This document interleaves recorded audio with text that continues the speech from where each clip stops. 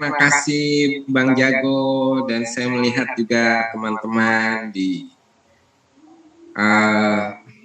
komunitas Jago ini sudah mulai banyak. Bang Jago, mungkin saya akan screen ya, biar ini saya mau lihat screennya muncul nggak ya? Boleh.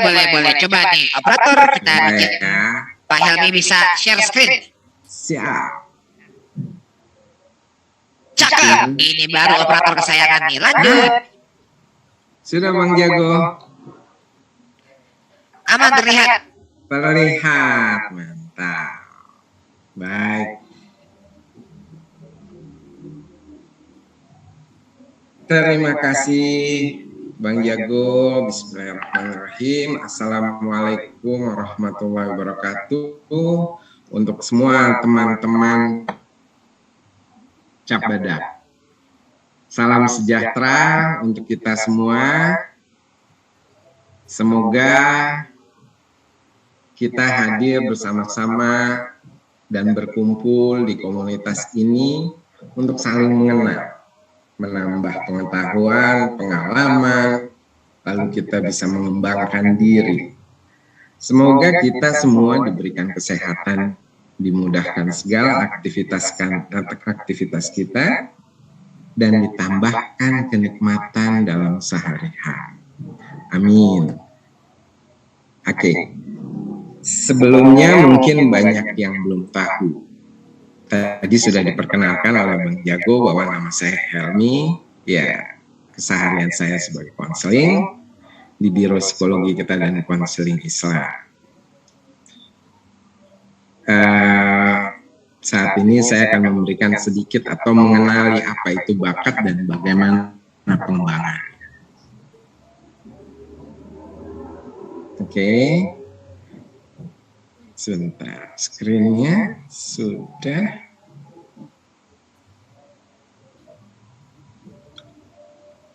Screen-nya sudah Bang Jago ya?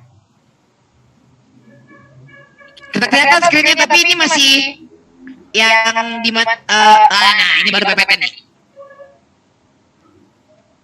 Oh, PPT ya? Ya, ini cara menemukan bakat dan nah ini betul. Ini halaman 2 tadi. Oh, oke. Ya,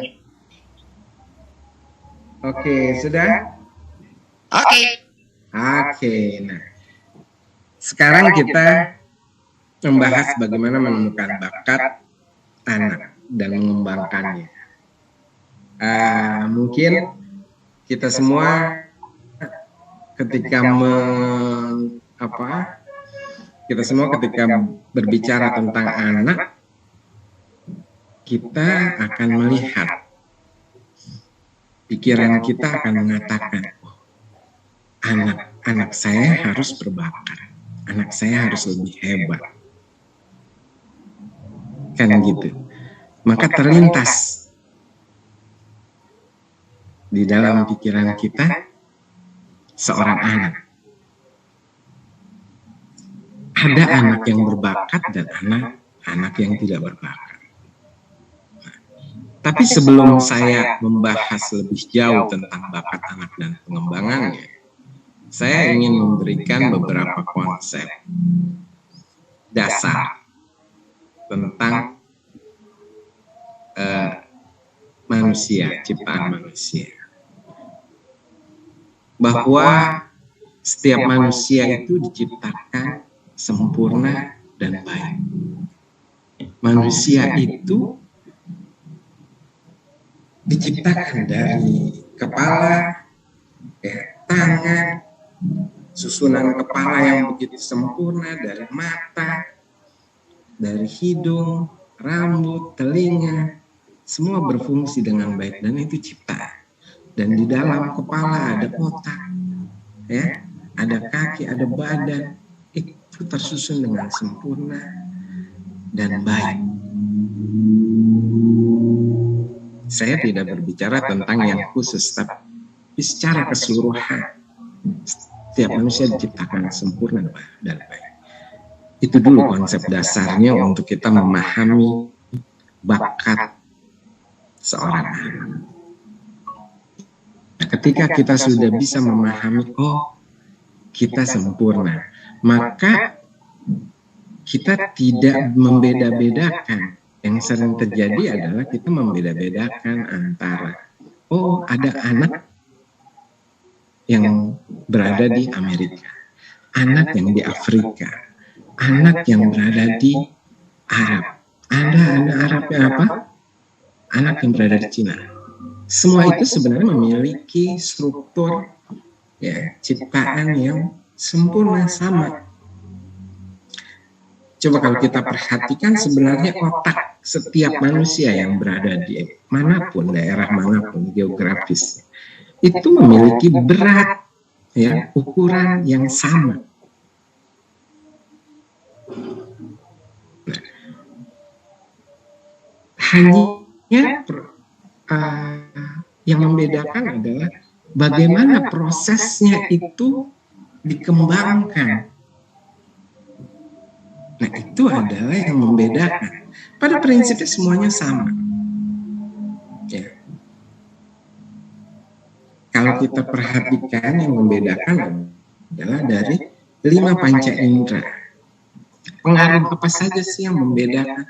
Pengaruh dari media, ya, pengaruh dari lingkungan, pengaruh dari geografis, budaya, pola asuh.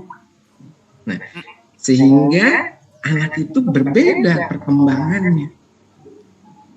Jadi setiap manusia itu diciptakan sama, hanya yang membedakan adalah bagaimana proses pola asuh, ya, geografis, soal masyarakat dan lain-lainnya.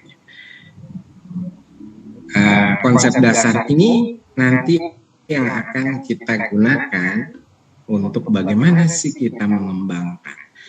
Apakah bakat itu bisa dimunculkan atau tidak? Ya, kita tahu dulu bahwa setiap manusia diciptakan sempurna dan baik. Manusia akan cenderung kepada kebaikan, gitu, dan kebenaran. Dan setiap manusia diciptakan tidak ada yang sia-sia.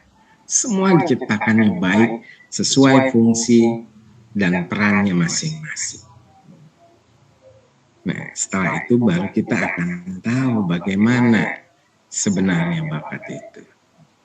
Nah, sebelum kita berbicara tentang bakat, saya harus menggandengkan kata minat. Jadi minat dan bakat. Dan kalau kita belajar tentang psikologi atau di fakultas psikologi, maka pelajaran ini satu SKS, minat dan bakat. Oke, berarti panjang sekali, tapi kita akan berbicara tentang hal-hal yang sangat praktis, bagaimana mengembangkan bakat anak. Coba kita perhatikan bahwa minat, definisi pengertian tentang minat adalah segenap perasaan atau keinginan yang mendorong seseorang terhadap suatu objek. Artinya, ya, minat ini adalah sebuah dorongan seseorang untuk tertarik pada suatu objek. Nah, biasanya minat ini adalah motivasi. Seseorang mau tidak melakukannya. Nah, minat ini adalah dorongan. Dorongan untuk apa? Untuk meningkatkan bakat itu. Sehingga kita harus tahu minat dulu dari seorang anak. Gitu. Ketika kita sudah tahu dia memiliki minat sesuatu, ya, maka kita akan tahu bakat seorang anak. Karena ini adalah gandengan, maka selanjutnya adalah bakat. Bakat adalah sebuah kemampuan bawaan dari seseorang sebagai potensi yang masih perlu untuk dikembangkan lebih lanjut dan dilatih agar dapat mencapai impian yang ingin diwujudkan. Kalau kita melihat pengertian tentang bakat ini, kita ambil kata kuncinya. Ya, pertama adalah kemampuan bawaan. Setelah kemampuan bawaan, kita lihat lagi bahwa ini adalah sebuah potensi, kemampuan, ya, potensi yang perlu dikembangkan. Setelah dikembangkan, maka kata kunci harus dilatih untuk melakukan pencapaian atau yang ingin diwujudkan. Nah, ini adalah sebuah pengertian. Lalu, apa sih itu bakat? Ya, bakat manusia ada 8. Ini berbeda dengan bakat yang kecerdasan majemuk atau kecerdasan multiple intelligence. Ini berbeda. Jadi saya mengambil 8 bakat ini adalah bakat yang memang ada di dalam diri setiap manusia. Ya, pertama adalah bakat verbal. Bakat yang ditunjukkan dengan konsep dalam bentuk kata-kata. Jadi bagaimana seorang anak sering melakukan konsep untuk mengucapkan. Sehingga dalam berbicara dia tidak mengalami hambatan atau tekanan, atau dia mudah sekali untuk mengungkapkan apa yang dia pikirkan, apa yang dia rasakan, apa yang dia alami. Ini adalah bakat verbal. Kemampuan atau kemampuan verbal, gitu ya. Setelah itu kedua adalah kemampuan numerik, ya, yaitu kemampuan mengenai konsep dalam bentuk angka-angka. Bagaimana seorang anak mampu dan mudah untuk membentuk angka, ya, menghafal angka. Jadi ketika sudah berbicara angka, seorang anak akan mudah sekali. Lalu ada bakat yang ketiga atau skolastik. Nah, ini adalah bakat kombinasi dari kemampuan verbal dan numerik. Kita ada 2. Ini adalah kombinasinya. Seperti apa sih?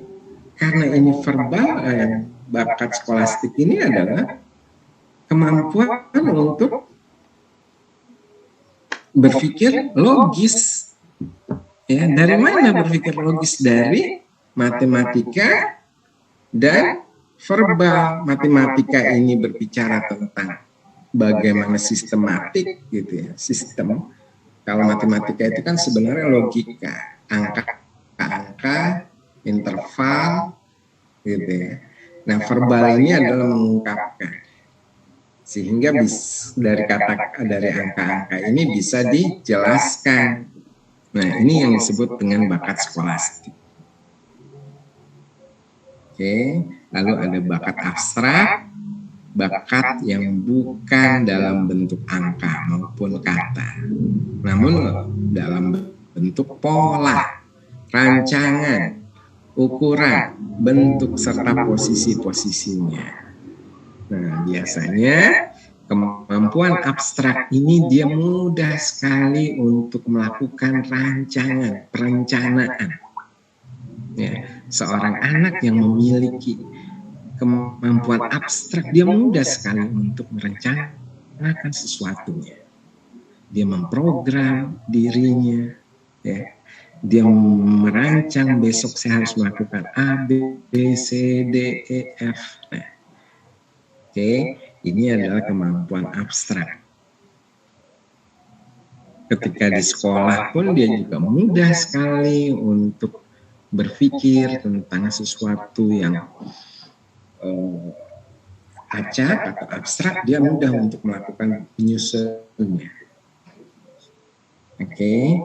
Nah, kelima adalah bakat mekanik. Bakat ini biasanya dalam bentuk prinsip umum, IPA, tata kerja, dan biasanya suka menggunakan alat-alat. Nah, kemampuan mekanik ini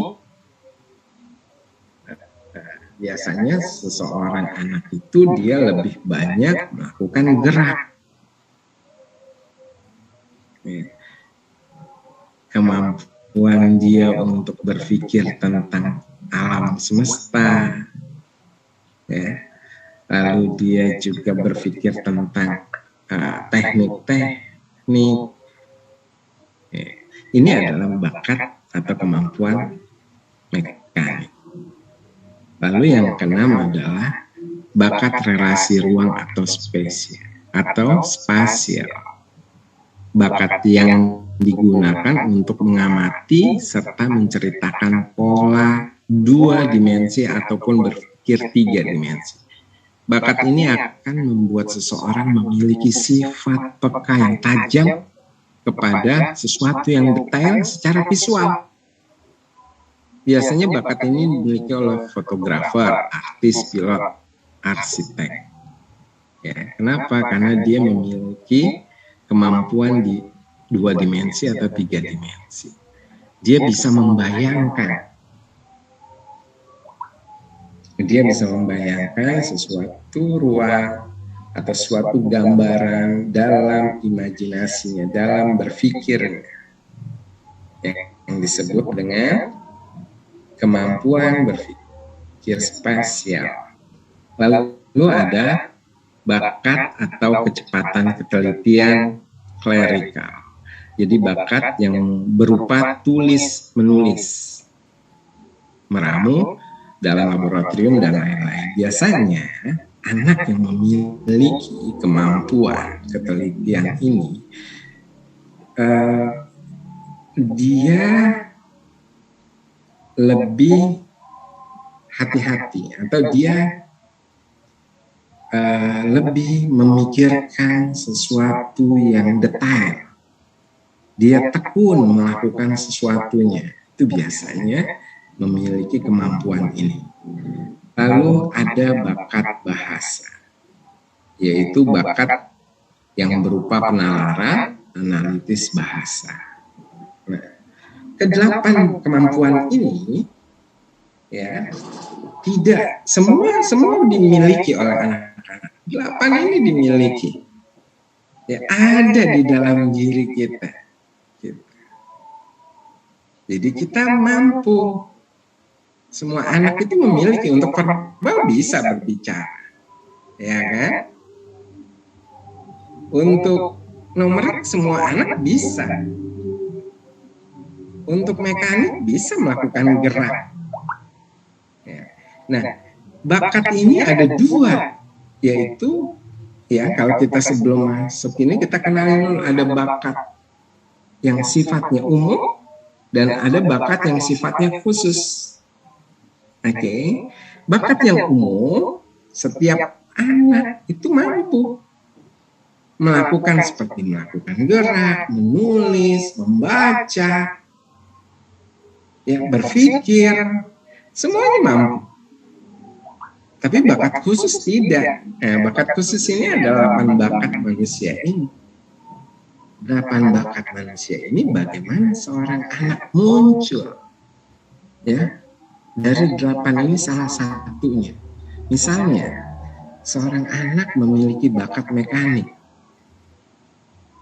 Ya, dia bergerak terus-menerus. Dia seorang anak akan, kalau kita lihat seorang anak sedang bermain mobil-mobilan, ya, biasanya seorang anak yang mekanik memiliki kemampuan mekanik. 1 jam kita perhatikan, pertama mobil itu masih bagus, mobil-mobilan itu masih bagus, dimainkan oleh anak itu, ya. Setelah 1 jam kemudian kita perhatikan mobil itu sudah amburadul, mobil itu sudah pecah, karena dia ingin memperhatikan detail, dia akan mau mengetahui dari onderdil mobil-mobilan tersebut. Ya, ada pintunya yang copot, gitu kan? Atau ada bannya udah kemana? Nah, itu biasanya kemampuan mekanik anak-anak yang usia 2 tahun sampai 5 tahun. Kita bisa melihat itu. Kita lihat dia lebih kepada menggunakan alat-alat. Nah, kita bedakan lagi coba ketika ada seseorang yang memiliki kemampuan bahasa atau kemampuan verbal. Ketika seorang memiliki dominan, ya, yang lebih kuat adalah kemampuan verbalnya, biasanya kemampuan mekaniknya akan turun lemah atau di bawah dari 8 ini, gitu ya. Kemampuan mekanik ini berada di 8. Gitu, sehingga ketika dia bermain, seorang anak yang memiliki kemampuan verbal bermain mobilnya masih tetap utuh dalam 1 dan 2 jam. Dia akan bercerita, dia lebih mengungkapkan, mobil-mobilan ini bisa terbang, gitu kan. Dia akan bisa mengatakan bahwa ada polisi di sana dan untuk mengejar. Nah, kita bisa lihat itu. Kemampuan anak, kemampuan ini lebih ke verbal. Berbeda, masih utuh. Oke. Nah, berbeda juga ketika kita mengambil 2 contoh bakat, mekanik dan verbal. Ya. Ketika seorang mekanik biasanya di lapangan ataupun di sekolah, ya, kita akan melihat bagaimana aktivitasnya lebih besar. Dia akan bermain bola, dia akan menggunakan alat, misalnya bermain badminton, ya, berlari, mengejar. Nah, biasanya bakat verbal tidak, dia lebih banyak diam tapi mengungkapkan. Kalau kita mau melihat. Oke. Nah, jadi dari susunan ke 1, 2, sampai 8 ini, setiap anak berbeda-beda susunan. Ketika kemampuan verbalnya lebih dominan, biasanya didukung oleh kemampuan numerik, sehingga dia akan menjadi kemampuan skolastik, mampu berbakat. 1, 2, 3 misalnya. Ini. Lalu ada verbal bisa dikaitkan dengan bahasa, kemampuan bahasa. Begitu juga mekanik. Mekanik bisa juga dari dia kemampuan mekaniknya bagus, dominan. Biasanya didukung oleh numerik.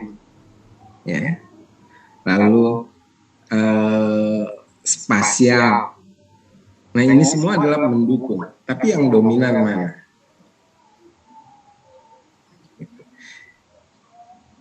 Kenapa sih seseorang anak itu bisa terlihat kok dia lebih dominan ya mekaniknya, dan kenapa sih ini kok lebih verbal ya, padahal sama diciptakannya, kenapa kok itu, kenapa berbeda ya? Karena ada pola asuh, karena ada perlakuan seorang anak, orang tua kepada anaknya. Nah, sehingga berbeda. Bahkan perlakuan ini akan berdampak ketika seorang tua tidak mengetahui bakat seorang anak. Ketika seorang mekanik, dia bakatnya mekanik. Ya kan? Dia lebih ke kinestetik biasanya. Maka seorang yang kinestetik akan bergerak terus-menerus. Dia bergerak, dan ketika disuruh untuk merapikan sesuatu berat, nggak bisa, karena dia biasanya sudah bergerak sana sini melakukan aktivitas. Berbeda dengan verbal, diajak bermain ke sana dia berat, bukan kemampuan saya di sana. Bisa tetapi beda lambat. Kita bisa membedakan itu kalau kita orang dewasa lah ya. Misalnya ada kemampuan memasak. Ibu-ibu di sini biasanya. Seorang ibu biasanya bisa memasak. Semua bisa memasak, tapi ada yang memiliki keahlian. Nah, kita bisa lihat orang yang memiliki kemampuan memasak, dia akan lebih mudah. Ya. Tapi berbeda dengan seorang ibu misalnya, dia tidak memiliki kemampuan memasak, tapi bisa memasak. Tapi ketika melakukannya dia akan mengalami berat, karena kemampuan itu tidak terlatih. Oke. Nah, kita akan melihat hambatan bakat yang terhambat. Jadi ketika kita tidak mengetahui bakat seorang anak, ya, maka kita akan memperlakukan anak itu tidak sesuai. Ya, contoh tadi, ketika dia kinestetik atau mekaniknya lebih dominan, kita melihat anak itu kok berantakan, kok nggak bisa diem, kok bergerak terus, energinya kok besar, gitu, kok capek, sehingga orang tua ketika tidak mengenali itu marah. Nah, ketika marah, maka itu akan menghambat motivasi seorang anak. Ketika itu terus menerus terhambat, kamu nggak boleh, kamu rapiin, kamu ini, maka dia akan menghambat. Ya, motivasinya akan turun. Begitu pula dengan orang yang kemampuan verbal, yang biasa berbicara, dia diam, dia terat, pakaiannya pun disiplin, rapi. Ketika kita melihat kok anak ini, kok anak seperti anak itu dong bergerak main sendiri, ya, kita kesal, kita marah dengan kemampuan yang dia miliki, sehingga itu akan menghambat motivasi seseorang anak, dorongan orang anak untuk mengembangkan bakatnya. Lalu tingkat pendidikan yang dilalui, ya, ketika dia juga memiliki pendidikan yang terbatas, maka itu akan menghambat seorang anak. Banyak seorang anak yang memiliki sebenarnya kemampuan lebih, tapi ya ada faktor ekonomi, ada faktor salah menempatkan, sehingga pendidikan yang dilalui tidak sesuai dengan bakat seorang anak. Atau biasanya seorang anak ketika dia berada di sebuah sekolah, karena dia sudah memiliki kemampuan lebih dan mengerjakan sesuatu lebih cepat. Ketika kita tidak paham, seorang pendidik tidak paham dia bahwa dia lebih memiliki bakat khusus, gitu ya, maka dia akan tidak diberikan tugas lain. Ketika dia sudah selesai mengerjakan tugasnya, ya, akhirnya dia akan mengerjakan sesuatu yang tidak efektif, jahil terhadap anak, teman-temannya. Nah, bakat juga dipengaruhi oleh lingkungan. Bagaimana lingkungan menghambat? Ya, sama contoh yang tadi, ketika kemampuan dia adalah sebenarnya berbicara, tampil, tiba-tiba di lingkungannya, teman sebayanya lebih kepada dominan kinestetik atau lebih dominan mekanik, maka bermain di lapangan bola, berlari-larian, kan gitu. Sehingga bakat ini terhambat, kita tidak salurkan. Terkadang kita juga perlu menyalurkan, melihat seorang anak sesuai di lingkungannya, sehingga dia bermain sesuai kemampuannya dan dia akan bersaing, kompetisi. Nah, selain itu ada struktur saraf serta motorik. Bagaimana bakat seseorang anak pun akan terhambat struktur saraf dan motoriknya ketika itu tidak dikembangkan. Kemampuan motorik kita bisa lihat dari perkembangan anak 1 tahun. ketika perkembangan pada saat 1 tahun dia sedang merangkak, tapi seorang orang tua itu inginnya cepat sekali anak itu berdiri dan berjalan. Padahal fungsi merangkak itu adalah menguatkan otot tangan. Nah, salah satu motoriknya itu terhambat, sehingga perkembangan bakatnya pun ada hambatan. Nah, biasanya akan regresi, dia akan balik lagi, kembali biasanya pada saat usia 1 tahun, pada saat tahap anak sebelum 1 tahun, ya, itu proses mengangkat badan, bolak-balik, lalu dia proses merangkak, ini tidak dilalui, proses merangkaknya tidak dilalui, lalu langsung berjalan dan berlari, dia akan regresi pada saat usia 3 tahun atau 2 tahun, dia akan bermain tuh dengan teman-teman sebayanya dengan cara merangkak. Dia akan masuk ke kolong, meja, merangkak. Nah, itu sangat mempengaruhi struktur saraf, perkembangan anak. Begitu pula minat.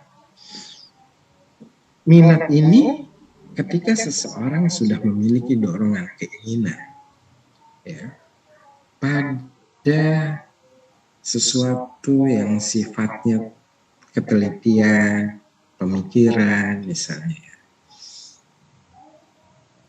yaitu dia detail, biasa di laboratorium, di perpustakaan, dia membaca, gitu.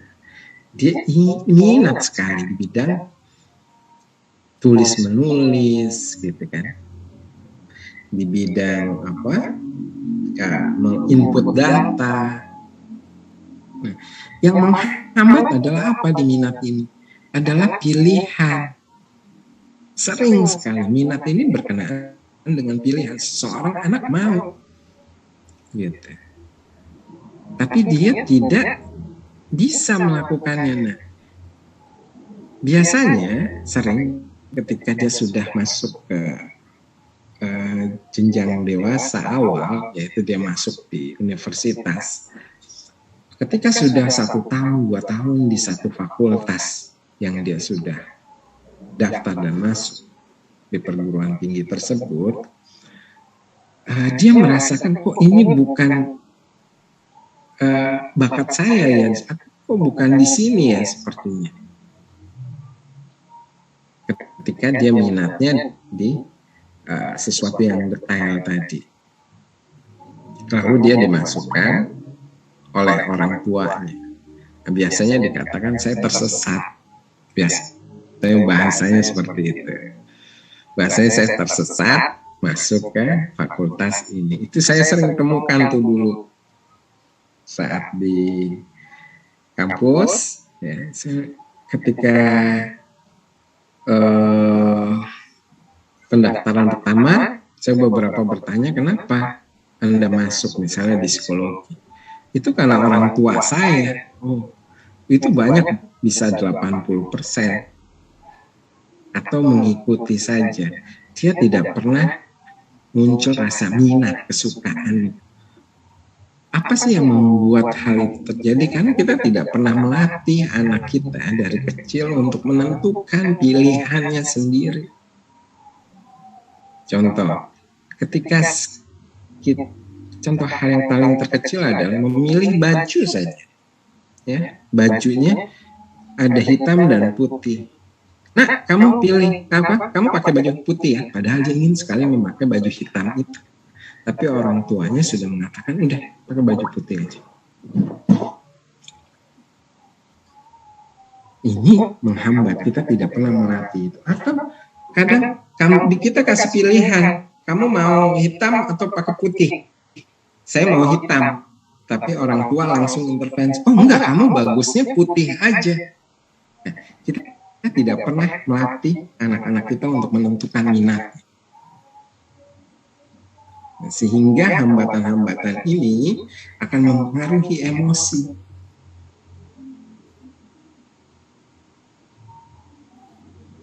hambatan dari saraf memengaruhi emosi seseorang.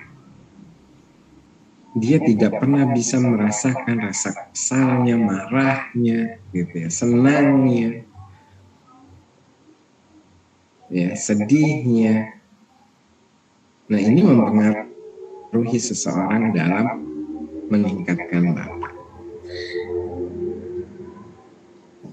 Dan sekarang kita juga harus bisa menemukan bakat seorang anak. Pertama adalah temukan hal yang sangat disukai oleh seorang anak. Kita harus lakukan observasi. Kita sering lihat, temukan hal yang paling disukai oleh anak. Dengan begitu, kita akan mengetahui bakat seorang anak. Yang dia sering melakukannya, ketika dia melakukan sesuatu, misalnya perhatiannya kepada sesuatu yang mekanik tersebut, ya kita lihat, wah, dia kemampuan mekanik itu luar biasa. Lalu kita perhatikan lagi, apa lagi yang mendukungnya, kemampuan apa yang mendukungnya, kita perhatikan itu. Nah, baru kita akan tahu. Untuk mengetahui ini kita juga harus paham dulu. Orang tua harus paham bahwa ketika kita melihat seorang anak, dia adalah seorang anak. Berbeda dengan kita orang tua. Jadi kita posisikan dulu, turun dulu, baru kita bisa melihat. Jadi cara berpikir kita melihatnya juga harus turun dulu, sesuai dengan kemampuan seorang anak. Kita kan bisa melihatnya. Kedua adalah cari hal yang biasa dikerjakan. Ya, apa sih yang sering dikerjakan anak?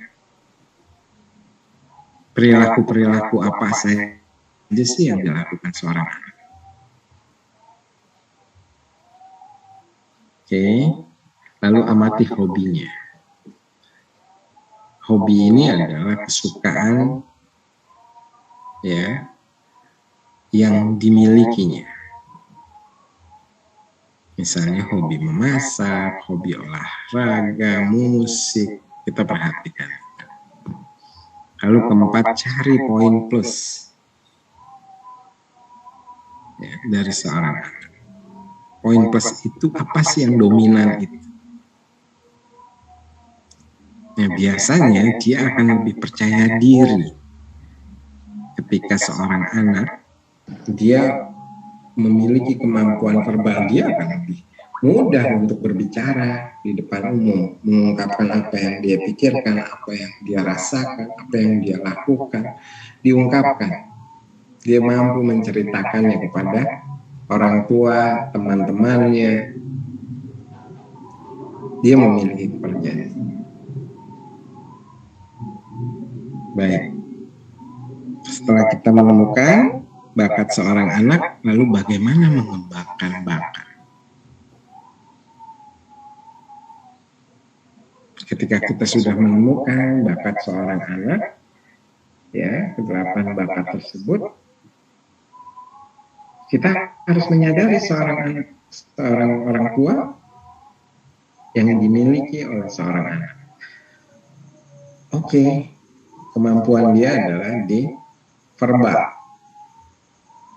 Maka kita mengasah bakat yang dimiliki seorang anak itu.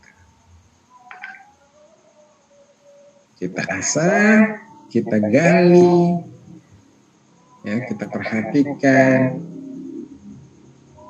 Lalu setelah itu kita ikuti ekstrakurikuler di sekolah, lembaga atau tempat les untuk mengasah bakat lebih dalam.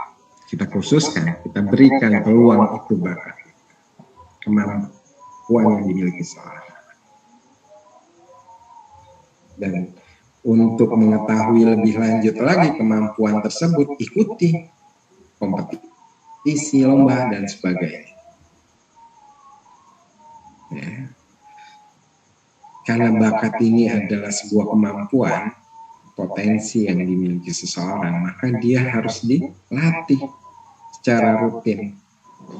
Tidak mungkin seorang anak yang tidak pernah terlatih dari sejak awal, ya, dia akan mampu mengembangkan kemampuannya. Ya, sebagai orang tua kita berikan fasilitas terhadap kemampuan yang dimiliki oleh anak kita yang kita sudah temukan. Kalau kita sudah memberikan fasilitas, itu tidak akan mengalami hambatan, akan lebih mudah. Lalu membentuk lingkungan yang mendukung dan memberikan apresiasi setiap kegiatan yang dilakukan seorang anak. Memberikan apresiasi adalah ketika sikap dia yang terbaik kita berikan. Kasih apresiasi. Hebat. Kamu hebat. Dan yang terakhir adalah latihan, dan latihan. Oke, itu yang saya sampaikan karena waktunya juga sudah mulai hampir 1 jam.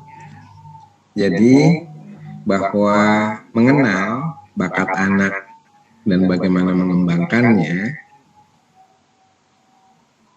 semoga ini dapat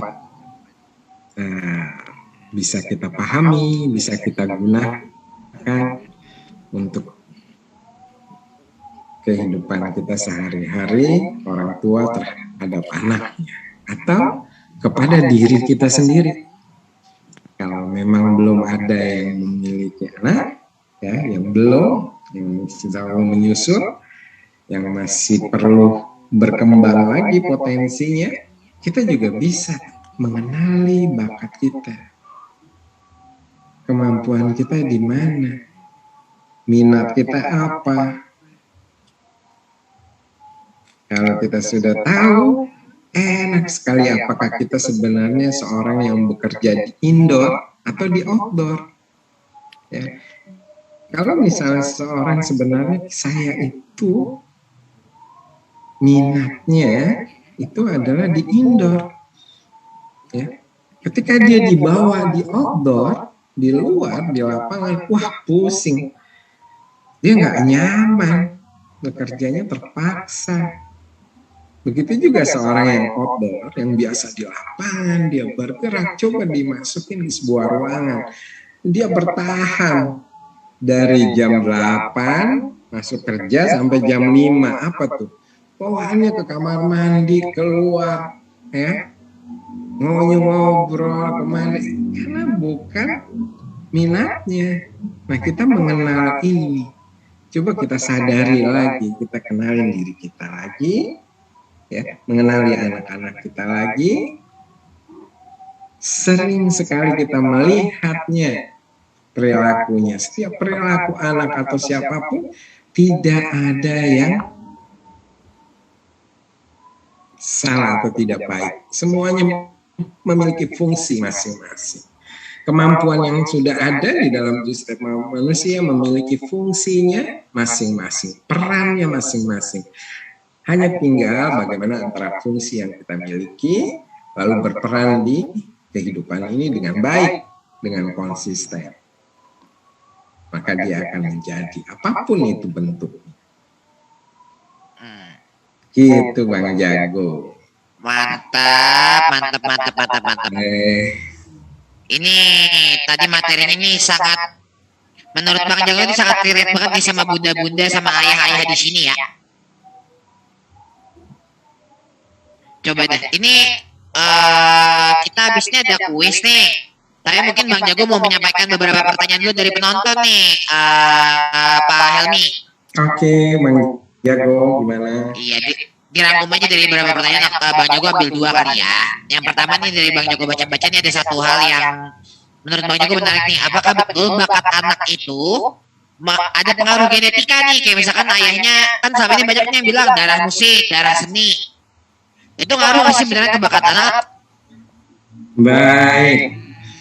Jadi sebenarnya yang tadi kita bicarakan konsep dasarnya manusia sama dulu. Ya, tapi ada yang mempengaruhi genetik. Ya. Nah, genetik ini adalah dipengaruhi hanya beberapa saja. Misal ya, kita contohkan. Ada anak yang menggunakan biasanya tangan kanan. Dan ada juga anak yang dari tangan kiri. Maka kemampuan tangan kiri ketika dia lebih tangan kiri, maka tangan kirinya lebih dominan, kan gitu.